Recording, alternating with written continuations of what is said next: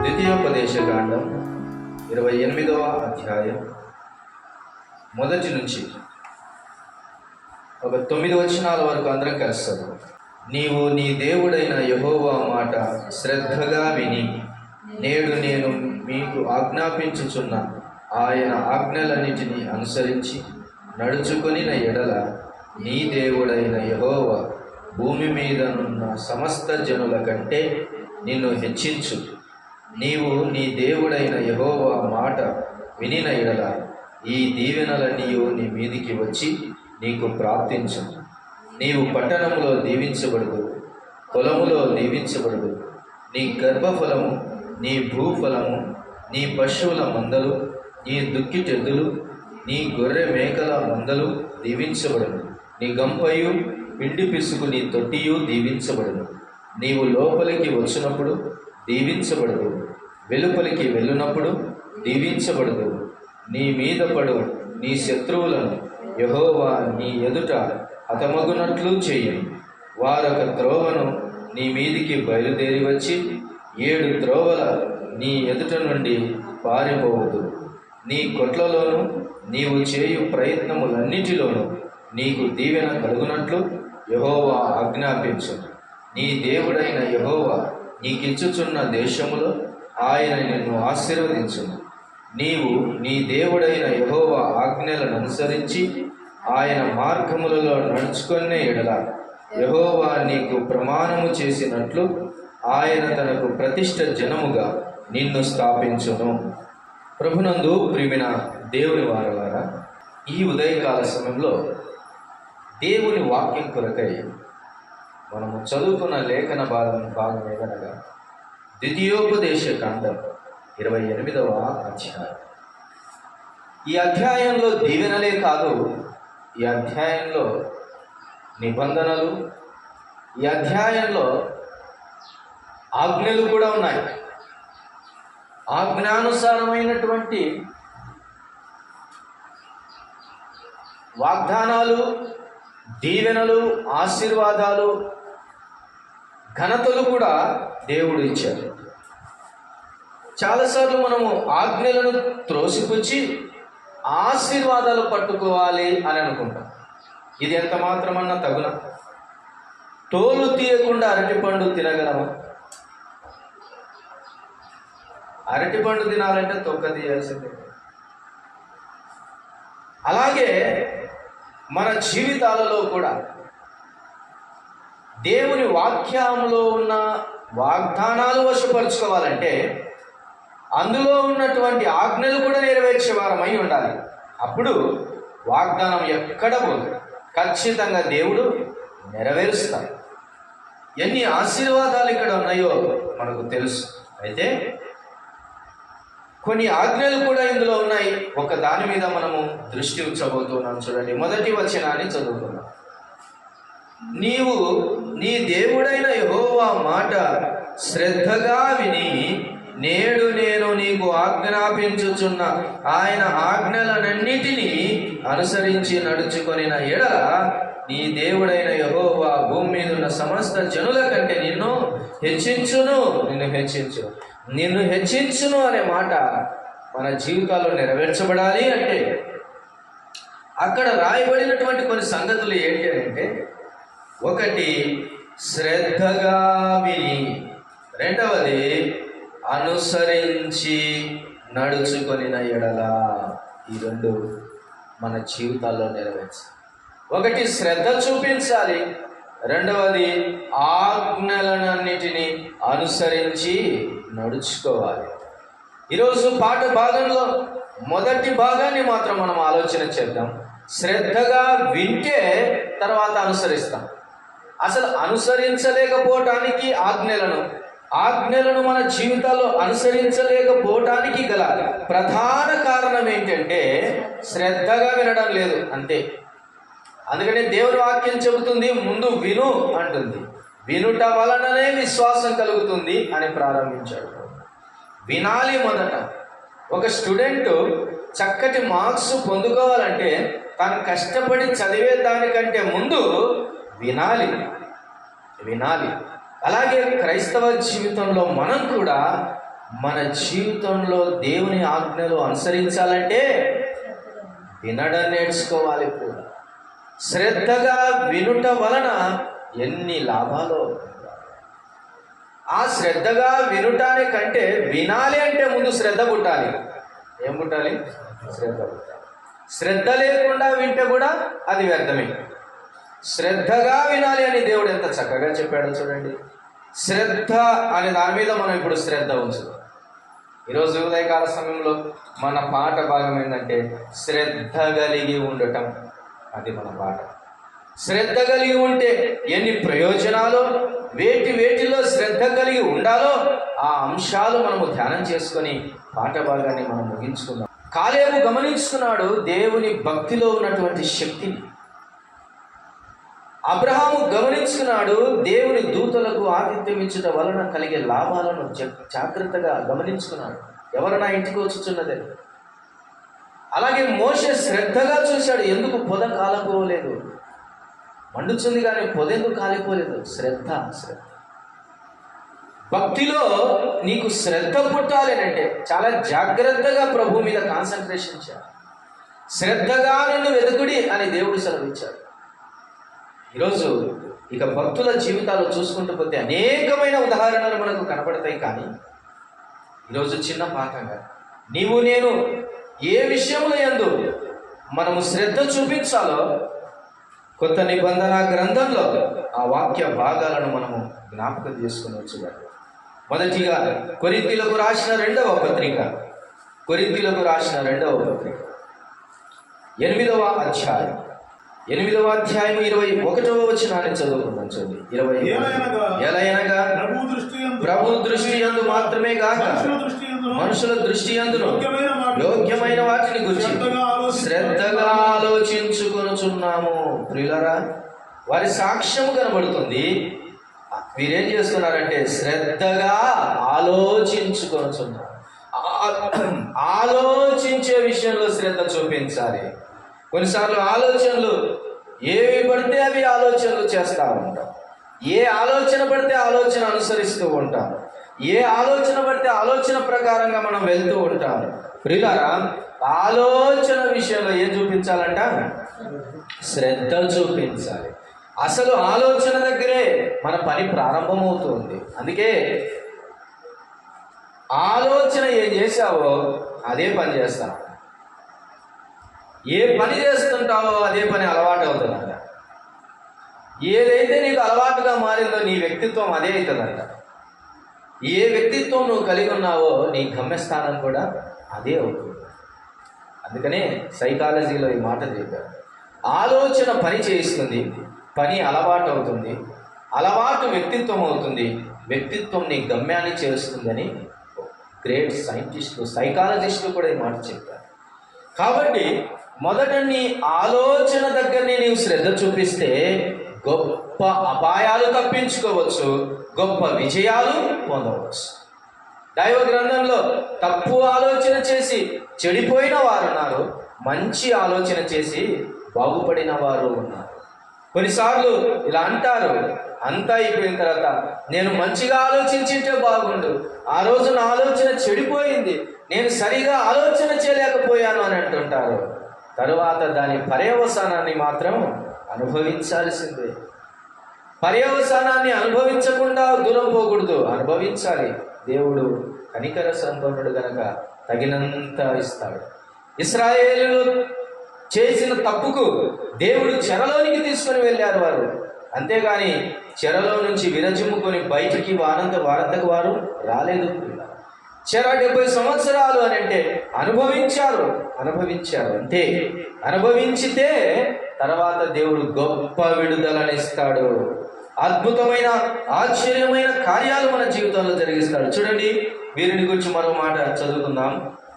వారు అంటున్నారు, ఏలయనగా ప్రభువు దృష్టి యందు మాత్రమే కాక మనుషుల దృష్టి యందును యోగ్యమైన వాటిని గూర్చి శ్రద్ధగా ఆలోచించు. వేటి విషయమై ఆలోచించారంట? శ్రద్ధగా యోగ్యమైన వాటిని గూర్చి. ఏది యోగ్యమైనది, ఏది పవిత్రమైనది, ఏది విశ్వాసమునకు ఆధారమైనది, ఏది వాక్యానుసారమైనది, ఏది దైవికమైనది, ఏది ప్రభువుకు సంబంధించినది అనేది జాగ్రత్తగా ఆలోచన చేయాలి. అలా కాకుండా లోకముతో పొత్తులు పెట్టుకొని, లోక ఆచారాలతో పొత్తులు పెట్టుకొని, లోక ఆలోచనలతో పొత్తులు పెట్టుకొని పోతే మన గమ్యస్థానం ఏమగును? అందుకే కదా కీర్తనల గ్రంథం మొదటి గ్రంథంలో ఎన్ని మారులు జ్ఞాపకం చేసుకుంటుంటాము కదా, ఏమని? దుష్టుల ఆలోచన చొప్పున నడువక అంటున్నాడు. అసలు దుష్టుల ఆలోచన చొప్పున నడవటానికి వీల్లేదు. ఇది దేవుని వాక్యం. శ్రద్ధగా వినాలి ఈ మాటను. వింటే ద్వితీయోపదేశ కాండంలో ఏం చదువుకొని వచ్చాం? శ్రద్ధగా వింటే హెచ్చించబడతాం ప్రియులారా. శ్రద్ధగా వినకపోతే గనక నష్టపోతాం. గనుక మొదటి మాట, ఆలోచన విషయంలో శ్రద్ధగా ఉండని దేవుడు సెలవిస్తుండగా ఆలోచన చేయాలి. దేవునితో మనతో దేవుడు కలిసి నడవటం మనం నేర్చుకోవాలి. అందుకనే ఒకటి దేవుని దృష్టి అందును, రెండవది మనుషుల దృష్టి అందును కూడా యోగ్యమైన వాటిని శ్రద్ధగా ఆలోచించుచున్నాము.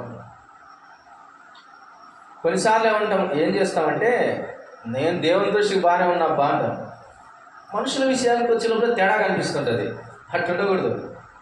ఆడ కూడా తేలిపోవాలా, అక్కడ కూడా తేలిపోవాలా సాక్ష్యం. దేవుని దగ్గర నీ భక్తి దాపున ఉంటే ఎట్లా? నీ భక్తి దాపున ఉంటే దేవుడు దాపురికమైన భక్తి నీకు ఇవ్వలే, దాపురికమైనటువంటి రక్షణ నీకు ఇవ్వలే. ఒకనాడు ఆయన నిన్ను దాపురికముగా నిన్ను ఒప్పుకోడు. ఆయన అందరి ఎదుట నిన్ను ఒప్పుకుంటాడు. ఏమని?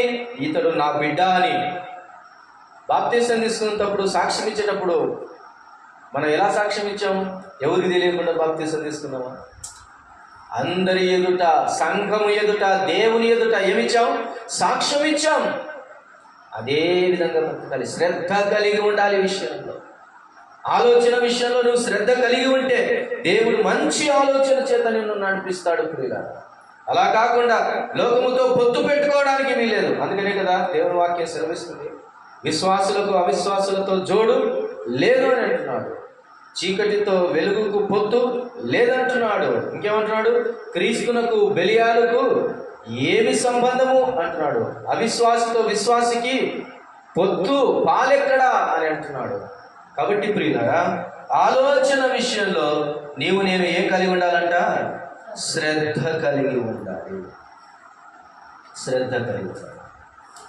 రెండవ విషయాన్ని దాటి వెళ్దాం. చూడండి, ఏ విషయంలో మనం శ్రద్ధ కలిగి ఉండాలి. రోమీలకు రాసిన పత్రిక 12వ అధ్యాయం. రోమీలకు రాసిన పత్రిక 12వ అధ్యాయం 13వ వచనాన్ని ఒకసారి చదువుతాం. ఏ విషయంలో మనం ఇంకా శ్రద్ధ కలిగి ఉండాలో దేవుని వాక్యం సెలవిస్తుంది. పరిశుద్ధుల అవసరములలో పాలు పొందుచు శ్రద్ధగా ఆతిథ్యము ఇచ్చుచుండుడి. ఎంత మంచి ఆజ్ఞ అండి. ఏ విషయంలో శ్రద్ధ కలిగి ఉండాలంట? ఆతిథ్యం ఇచ్చే విషయంలో శ్రద్ధ కలిగి ఉండాలి. కొంతమంది ఆతిథ్యాలు ఎట్లుంటాయంటే, ఎందుకు వచ్చారబ్బా అనేటువంటిది ఆతిథ్యం. ఒక 2 కుటుంబాలు దేవుని గ్రంథంలో మనకు కనబడతాయి.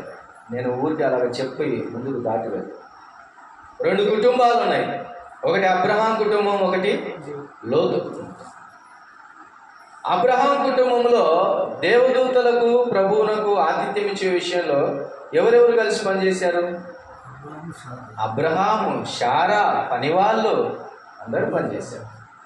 కలిసికట్టుగా పనిచేసి సిద్ధపరిచి భోజనం పెట్టారు. లోతు దగ్గర భోజనం ఎవరు సిద్ధపరిచారు? లోతు ఒక్కడి గురించే రాయబడింది, కానీ భార్య పిల్లలు పార్టిసిపేట్ చేసినట్టు లేదక్కడ. అక్కడ లేదు. ప్రభు ఎందుకు రాయించలేదు? వారి పార్టిసిపేషన్ లేదక్కడ. అతడు వారికి ఆతిథ్యం ఇచ్చిన భోజనం పెట్టానని చూస్తాను. ఇంకొక వేరియేషన్ ఆ 2 కుటుంబాలలో. అబ్రహాము దగ్గరికి ఏ పూట భోజనానికి వచ్చారు?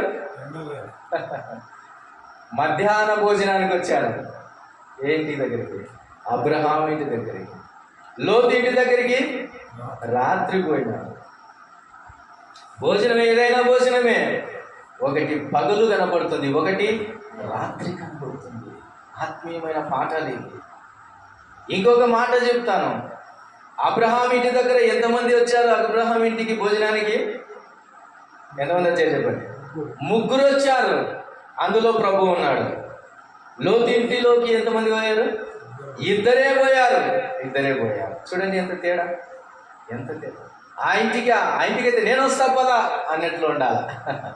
ఆ ఇంటిగా నేనే వస్తా పో అన్నట్లు ఉండాలి. ఆతిథ్యంలో శ్రద్ధ కలిగి ఉండాలి. ఇంకో మాట చెప్తున్నాను.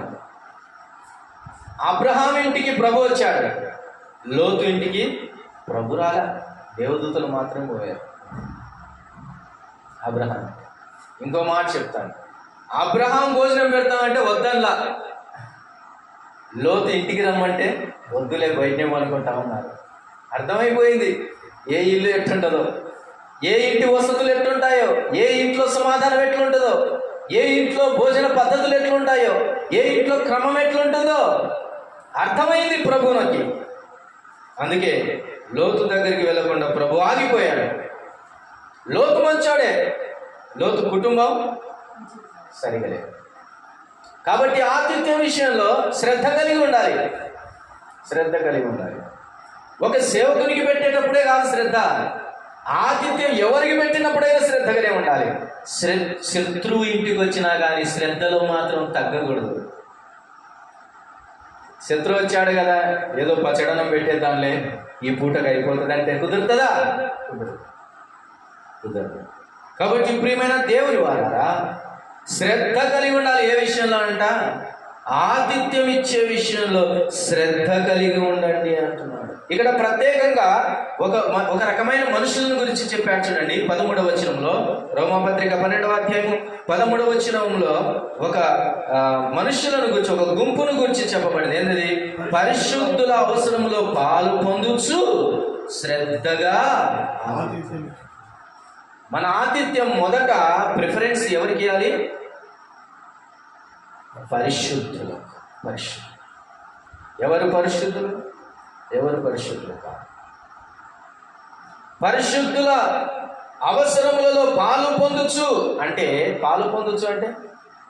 పార్టిసిపేట్ చేస్తూ, అంటే భరించుచు, నేను కూడా చేస్తానులే అన్నట్లు ఉండాలి. అలా పాలు పొందుచు పరిశుద్ధుల విషయంలో శ్రద్ధగా ఆతిథ్యం ఇవ్వండి అని అంటున్నారు. దేవుని దృష్టిలో నీ ఆతిథ్యంలో లోపం ఉండకూడదు. దేవుని దృష్టిలో నీ ఆతిథ్యం విషయంలో పరిశుద్ధత కనపరచాలి. కొందరు తెలియకయ్యే దేవదూతలకు ఆతిథ్యం ఇచ్చిరి అని రాయబడింది. ఈ ఆతిథ్యము ఇప్పుడే కాదు, పరలోకంలో కూడా ఒకనాడు జ్ఞాపకం చేసుకుంటారు. దేవుని వాక్యంలో ఒక ఉదాహరణ ప్రభు చెప్తాడు. ఏంటంటే, నిలువలే నీ పొరుగు వారిని ప్రేమించు అన్నప్పుడు మంచి సమరయుని గురించి ఉదాహరణ చెప్తాడు. ఆ మంచి సమరయుడు గాయపడిన వాడిని తీసుకొని పోయి ఎక్కడ ఉంచాడు?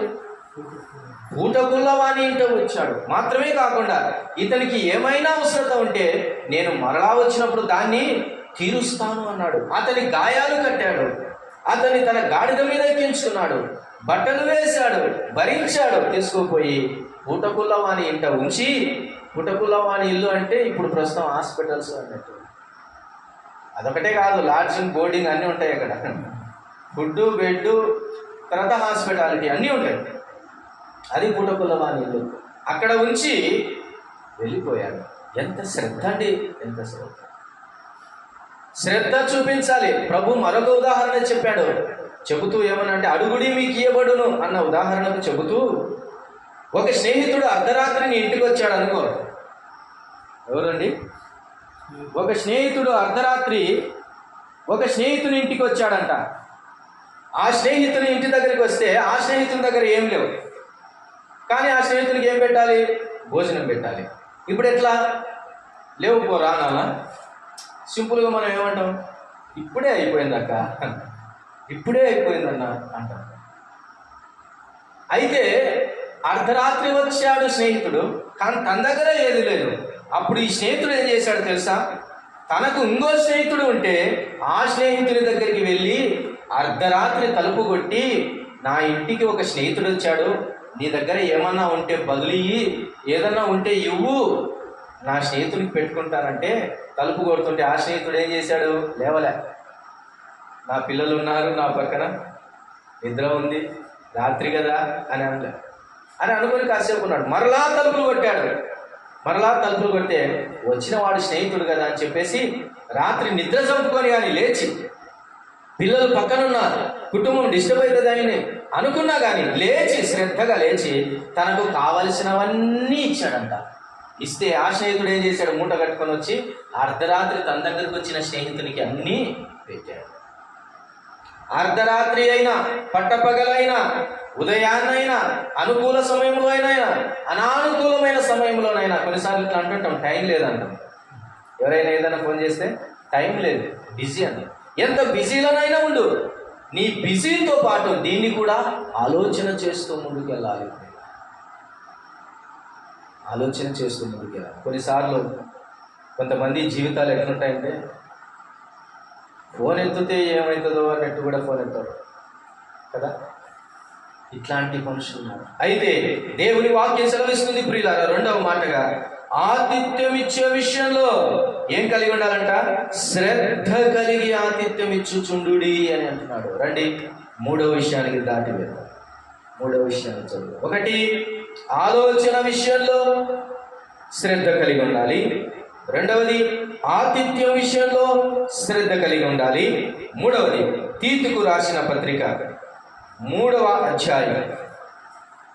అపోస్తలుడైన పౌలు కుమారుడైన తిమోతికి, ఆత్మీయ కుమారుడైన తిమోతికి రాసిన పత్రిక 3వ అధ్యాయం 8వ వచనాన్ని చదువుకుందాం ప్రియులారా. 8వ వచనాన్ని చదువుకుందాం. తిమోతికి రాసిన పత్రిక 3వ అధ్యాయం 8వ వచనం. ఈ మాట నమ్మదగినది కనుక దేవుని యందు విశ్వాసం ఉంచిన వారు సత్క్రియలను శ్రద్ధగా చేయుటయందు మనసుంచునట్లు నీవి సంగతులను గురించి దృఢముగా చెప్పుచుండవలెనని కోరుచున్నాను. ఏ విషయంలోనంటే, విశ్వాసం ఉంచిన వారు, ఆ మాట పట్టుకోండి, దేవుని యందు విశ్వాసం ఉంచిన వారు సత్క్రియలను శ్రద్ధగా చేయుట యందు మనసుంచునట్లు. ప్రియమైన దేవుని వారు శ్రద్ధగా చేయటానికి మనసు పెట్టాలి. ఏ విషయంలోనంట? సత్క్రియలు చేసే విషయంలో. సత్క్రియలు చేసే విషయంలో శ్రద్ధ కలిగి ఉండాలి. శ్రద్ధ కలిగి ఉండాలి. సత్క్రియలే కదా ఇవి చేయొచ్చు, లేకపోతే లేదు అన్నట్లుగా చేయకూడదు. చూడండి, అది 14వ వచనం కూడా చదవండి. 14వ వచనం 3:14 కూడా చదువుతున్నాం.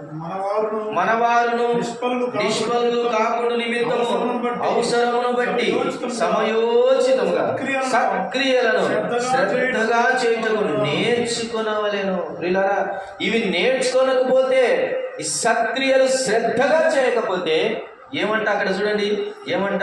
నిష్ఫలులమవుతాము. ఏమవుతామంట? నిష్ఫలులమవుతాము. ఫలం ఉండదు, అభివృద్ధి ఉండదు, మనము హెచ్చింపబడలేము, వర్ధిల్లలేము. శ్రద్ధ లేకపోతే, సత్క్రియల యందు శ్రద్ధ ఉండాలి. నీ క్రియలు ఎలాగున్నాయి? ఏది సత్క్రియ, ఏది చెడ్డ క్రియ, ఏది సత్క్రియ కాదు అనేది గమనించుకోలేవా? సత్క్రియ లేకపోతే నీ జీవితంలో నిష్ఫలం. సత్క్రియలు చేయటానికే దేవుడు మనల్ని ఉంచాడు అనే మాట జాగ్రత్తగా గమనించాలి. స్త్రీలు సత్క్రియలను ఆభరణముల వలె ధరించుకోవాలని దేవుని వాక్యం సెలవిస్తుంది. ప్రియులారా, సత్క్రియలు మన జీవితాల్లో ఎంత అవసరమో ఒకసారి ఓ మనిషిని గురించి ఆలోచించేద్దాం. చూడండి, ఆదికాండం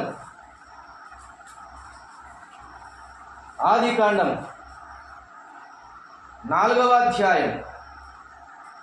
ఆదికాండం 4వ అధ్యాయం 5-6 వచనాలు చదువుకున్నాను. చూడండి, 4వ అధ్యాయం 5-6 వచనాలు. కయీనును అతని అర్పణను ఆయన లక్ష్య పెట్టలేదు కాబట్టి కయీనుకు మిక్కిలి కోపం వచ్చి అతడు తన ముఖమును చిన్నబుచ్చుకొనగా యెహోవా కయీనుతో నీకు కోపమేలా, ముఖము చిన్నబుచ్చుకొని ఉన్నావేమి, నీవు సక్రియ చేసిన ఎడల తలెత్తుకొనవా, సక్రియ చేయని ఎడల వాకిట పాపము పొంచిండును. అయ్యో ఎంత ప్రమాదమండి! సక్రియ చేయకపోతే నిష్ఫలమవుతాం. సక్రియ చేయకపోతే ఏం పొంచి ఉంటుందంట? పాపం పొంచి ఉంటుందంట. పాపాన్ని కొని తెచ్చుకోవడం అంటే ఇదేనేమో. నీలో సక్రియ జరిగితే పాపము పక్కకు జరిగిపోతుంది. నీలో సక్రియ జరగకపోతే పాపము లైన్లోనికి వస్తుంది. అది అన్నమాట. నీవు సక్రియ చేసిన ఎడల తలెత్తుకుంటాం. లాభం కూడా రాశాడు, తలెత్తుకుంటాం. సక్రియ చేస్తే ఎలా ఉంటాం? తలెత్తుకొని బ్రతుకుతాం. సక్రియ చేయకపోతే తల దించుకోవాల్సిందే. కుటుంబంలో ఉన్న పిల్లలు తమ తండ్రుల యొక్క తల దించకుండా బ్రతకాలంటే సక్రియలతో బ్రతకాలి. పిల్లలు చేసే కార్యాలను బట్టి తల్లిదండ్రులు తలదించుకోవాల్సి వస్తుంది. ఈరోజు సక్రియ నీ జీవితంలో అంటే కయ్యని విషయంలో ఆలోచన చేద్దాం. సక్రియ లేకపోవటం వలన మొదట కయ్యను యొక్క అర్పణ అంగీకరించబడలేదు. రెండవది, కయ్యను యొక్క ముఖము చిన్నబుచ్చుకున్నాడు. మూడవది, కయ్యను పాపం చేశాడు, తమ్ముణ్ణి చంపి నరహత్య చేశాడు. సక్రియ నీ జీవితానికి ఎంత అవసరమవుతుంది దేవుని వాక్యం సెలవిస్తూ ఉంది. సక్రియల యందు ఆసక్తి కలిగి ఉండాలి అని అంటున్నాడు. సక్రియ చేయడానికి ప్రతి ఉదయం లేచామంటే నాది నేను నేను నేను అయిపోయింది అనుకుంటే సరిపోదు. ఒక సక్రియనైనా ఒక మంచి పనైనా నేను చేశానా లేదా, నేను చేసే క్రియలలో సక్రియలు ఎంతవరకు ఉన్నాయని ఆలోచన చేయాలి. క్రియ సక్రియ చేయమని తీతుకు ఎవరు చెప్తున్నారు? అపోస్తలుడైన పౌలు చెప్తున్నారు. అపోస్తలుడైన పౌలు తీతుకు పత్రిక రాశాడు. ఎంత మంచి తండ్రి కదా, ఆత్మీయమైన తండ్రి. తన పిల్లలకు ఏం రాస్తున్నాడు? పత్రికలు రాస్తాడు. తిమోతికి ఒక పత్రిక రాశాడు, 2 పత్రికలు రాశాడు. తీతుకు పత్రికలు రాశాడు. ఫిలోమోనుకు పత్రిక రాశాడు. స్పెషల్ లెటర్స్ అనమాట. ఇవి ప్రత్యేకమైన లెటర్స్ అనమాట, వ్యక్తిగతమైన లెటర్స్. కొన్ని లెటర్స్ పౌలు సంఘానికి రాశాడు, కొన్ని పత్రికలు వ్యక్తిగతమైన పరిస్థితుల్లో వ్యక్తికి రాశాడు. అందులో తీతుకు రాస్తాడు. ఈరోజు ఇలా పలకరిస్తే కూడా ఎంత బాగుంటుంది. పత్రిక రూపంలో తీతును పలకరిస్తున్నాడు. పలకరించి ఏమంటున్నాడు చూడండి, మళ్ళా చదువుకుందామాట. ఈ మాట నమ్మదగినది కనుక దేవుని యందు విశ్వాసం ఉంచిన వారు సక్రియలను శ్రద్ధగా చేయుటకు మనసు ఉంచినట్లు నీవి సంగతులను గురించి దృఢముగా చెప్పుచుండవలెనని కోరుచున్నాను. సక్రియలను గురించి సంఘాలలో బోధ కనపడాలా అంటున్నాడు. ఓ తీతు, సక్రియలను గురించి నువ్వు దృఢంగా చెప్పు, కుండబద్దలు కొట్టినట్టు చెప్పు అంటున్నాడు. గట్టిగా చెప్పు, ఇది ప్రయోజనకరమైనది. అందుకే కింద అంటాడు కదా, ఇది మంచిదియు మనుష్యులకు ప్రయోజనకరమైనవి ఉన్నవి అంటున్నాడు. ఇవి మంచిది, ఇది మంచిది. సక్రియల గురించి బోధ తక్కువైపోయింది ఈ రోజుల్లో. సక్రియలను గురించినటువంటి మెసేజ్లు తక్కువైపోయాయి. అన్నీ ఆదరణ, ఆశీర్వాదం ఎక్కడ దాగిందో తెలియట్లేదు. ఇప్పుడేం చదువుకొని వచ్చాం మనం? ఆశీర్వాదాల పట్టిక చదువుకొని వచ్చాం మనం ద్వితీయోపదేశ కాండంలో. ఆశీర్వాదాల గంపాది, ఆశీర్వాదాలు నిండుగా ఉన్నటువంటి అధ్యాయం అది. అయితే ఆశీర్వాదాలలోనికి వెళ్ళే కంటే ముందు ప్రభు ఆజ్ఞ చెబుతున్నాడు. ఏమిటి ఆజ్ఞ? శ్రద్ధగా వినాలి అని దేవుని వాక్యం సెలవిస్తుంది. ఈరోజు నువ్వు శ్రద్ధగా వింటే ఎన్ని లాభాలు ఉంటాయి, శ్రద్ధ కలిగి ఉంటే ఎన్ని లాభాలు ఉంటాయి. చూడండి, ఏ విషయంలో శ్రద్ధ కలిగి ఉండాలి? ఆలోచనలో శ్రద్ధ కలిగి ఉండాలి. రెండవది, ఆతిథ్యం ఇచ్చుటలో శ్రద్ధ కలిగి ఉండాలి. మూడవది, సక్రియ చేయుటలో ఏం కలిగి ఉండాలి? శ్రద్ధ కలిగి ఉండాలి. దేవుని వాక్యం సెలవిస్తుంది, శ్రద్ధ గలవాడు ఏలుబడి చేయును అని రాయబడింది. ఏం చేస్తాడంట? ఏలుబడి చేయును. శ్రద్ధ గలవానికి దేవుడు ఐశ్వర్యమునిచ్చును అని రాయబడి ఉంది. శ్రద్ధ కలిగి పనిచేయువాడు ఐశ్వర్యవంతుడగునని దేవుని వాక్యం సెలవిస్తుంది. శ్రద్ధ కలిగి పనిచేస్తే ఆటోమేటిక్గా ఐశ్వర్యవంతుడు అవుతావు నువ్వు. అంతేగాని కొంతమంది ఎట్లా ఏటీఎంలు కొట్టేసి ఐశ్వర్యవంతులం కావాలన్నా అని శ్రద్ధ కలిగి, ఈ శ్రద్ధ కాదు కావాల్సింది. కష్టపడి పనిచేసి క్రమబద్ధంగా సంపాదించడం మొదలు పెడితే దేవుడు నిన్ను ఐశ్వర్యవంతునిగా చేస్తాడండి. శ్రద్ధ నిలుపాలి, శ్రద్ధ నిలుపాలి. శ్రద్ధ లేనివాడు సోమరి ఏమవుతాడో తెలుసా? బానిస అవుతాడు. అంతే. శ్రద్ధ గలవాడు ఏలుబడి చేయను, సోమరి వాడు మాత్రం ఏమవుతాడు? బానిస అవుతాడని మాట్లాడాడు. రోజు దేవుని వాక్యము సెలవిస్తుంది, శ్రద్ధగా నీవు వింటే గొప్ప ఆశీర్వాదాలు ఉన్నాయని దేవుని వాక్యం సెలవిస్తుంది. భక్తులు శ్రద్ధ నిలిపారు తమ భక్తి యందు, భక్తులు శ్రద్ధ నిలిపారు తమ ఆతిథ్యమందు, భక్తులు శ్రద్ధ నిలిపారు యుద్ధమందు, భక్తులు శ్రద్ధ నిలిపారు అన్ని విషయముల యందు. అందుకే వారు వర్ధిల్లారండి, వర్ధిల్లారు. శ్రద్ధ కలిగి వినుట యందు శ్రద్ధ కలిగి. దేవుని వాక్యం ఎలా వింటున్నావు? శ్రద్ధగనా అశ్రద్ధగనా?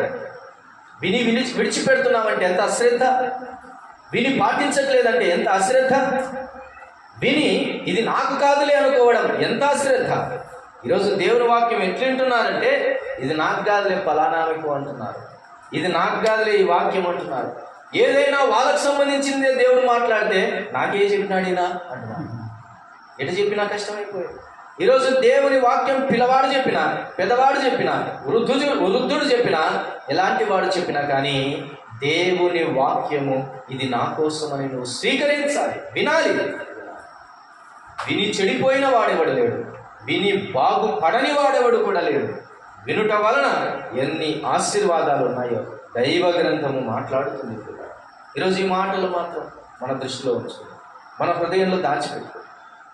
దేవుడు అంటున్నాడు, ఒకసారి ద్వితీయోపదేశ కాండం మాట చదువుకొని ప్రార్థన మరలా చదువుకున్నాం.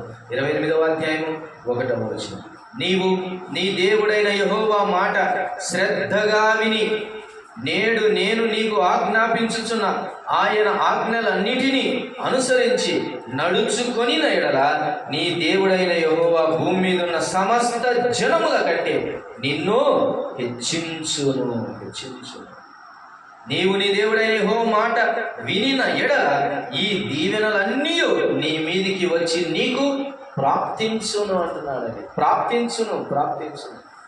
దీన్ని దేవుడు ప్రాప్తింప చేస్తూ ఉంటాడు. మరి అనేది కదా, మరి ఏమన్నాడు దేవుడు?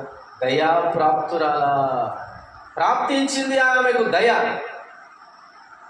సడన్గా ప్రాప్తించింది. ఆమెకి అర్థం కాలే, ఏందబ్బా ఈ వార్త అనుకుంది. ఆమె ఎంత శ్రద్ధగా దేవుని యందు విశ్వాసం ఉంచి బ్రతుకుతుందో గనుక ఒకనాడు దయ ప్రాప్తించింది ఆమె కుటుంబానికి, ఆమె గర్భానికి దయ ప్రాప్తించింది. ఈరోజు నీ జీవితానికి కూడా దీవెనలు ప్రాప్తించాలంటే, ఆశీర్వాదములు ప్రాప్తించాలంటే దేవుని ఆజ్ఞలు అనుసరించుటయందు, నీవు శ్రద్ధగా వినుటయందు జాగ్రత్త పడాలి. శ్రద్ధగా నీవు వింటే ఎంత ప్రయోజనకరంగా. దేవుడు నిన్ను ఏం చేస్తానంటున్నాడు? హెచ్చిస్తానంటున్నాడు. నీకు నీవు హెచ్చించుకోవద్దు, పడిపోతావు. దేవుడు హెచ్చించనిమ్ము, అది నిలుచు కలకాలం అలా ఉండిపోతుంది. ఒకడు దావీదు సింహాసనం వశపరుచుకోవాలని తను తాను హెచ్చించుకోవడానికి ట్రై చేశాడు, వాడు పడిపోయాడు, నాశనం అయిపోయాడు. కానీ దావీదుకు దేవుడే ఇచ్చాడు సింహాసనాన్ని. దావీదు అనుసారంగా ఆజ్ఞలను అనుసరించిన వారందరికీ దావీదు సింహాసనం ఇచ్చుకుంటూ వెళ్ళాడు దేవుడు. అనుసరించని వారిని తీసేసుకుంటూ వెళ్ళాడు. అంతం వరకు దావీదు సింహాసనం స్థిరముగా ఉంచాడు. నీ అంతగా హెచ్చించాడు. ఈరోజు ఈ మాటలు వింటుండగా ప్రియ సహోదరి సహోదరు, నీ జీవితంలో కూడా హెచ్చించబడాలంటే నీ వినుటయ్యండి ఏమి నిలపాలి? శ్రద్ధ నిలపాలి అనే మాట మనం గుర్తుపెట్టుకున్నాం. 3 విషయాలు చూసాం. 1 ఆలోచన యందు శ్రద్ధ కలిగి ఉండాలి, 2 ఆతిథ్యమందు శ్రద్ధ కలిగి ఉండాలి, 3వది సత్క్రియలందు శ్రద్ధ కలిగి ఉండాలి. అతి కృప దేవుడు మనందరికీ దయచేయుగా.